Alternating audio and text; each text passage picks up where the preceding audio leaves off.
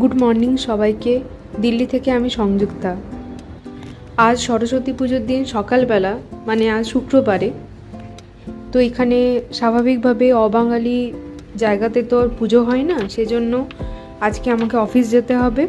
এখন ওই 7:30টার মতন বাজে, আর সকাল থেকে মুষলধারে বৃষ্টি পড়ছে। কাল রাতে আমি একটু চিয়া সিডস ভিজিয়ে নিয়েছিলাম, যে এখন একটু গরম জল করে ওটা খাচ্ছি আর কি। এমন একটা হাড়কাঁপানি ঠান্ডা লাগছে এই বৃষ্টিটার জন্য, চান করতে হবে ভাবলেই ভয় লাগছে। সরস্বতী পুজোর দিনটা আমি চেষ্টা করি বাড়িই যাওয়ার, কিন্তু এবছরটা একটা কারণে হয়নি। আমার চান হয়ে গিয়েছে, আমি চান করে চলে এলাম। আজকে আর মাথায় চান করা হয়নি, এত ঠান্ডা। হিটার চলছে, তবুও মনে হচ্ছে যেন পুরো ঘরটা একদম কেঁপে গেল। আমার চিরাচরিত সকালের ব্রেকফাস্টও রেডি হয়ে গিয়েছে।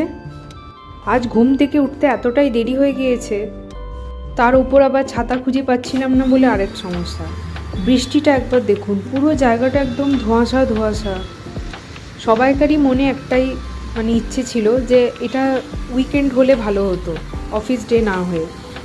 এই সোয়েটার পরে ভেজা যে একটা কি বিচ্ছিরি একটা সিচুয়েশন, এত দূরে থেকে সরস্বতী পুজোর কোনো আমেজই আসছে না।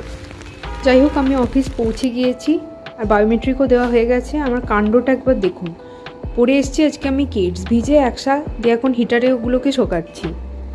খুব বেশি বুদ্ধি হয়ে গেলে যা হয় আর কি। আর অবশেষে আমার কেস শুকিয়ে গিয়েছে। এই গরম গরমগুলো পরে আবার শান্তি।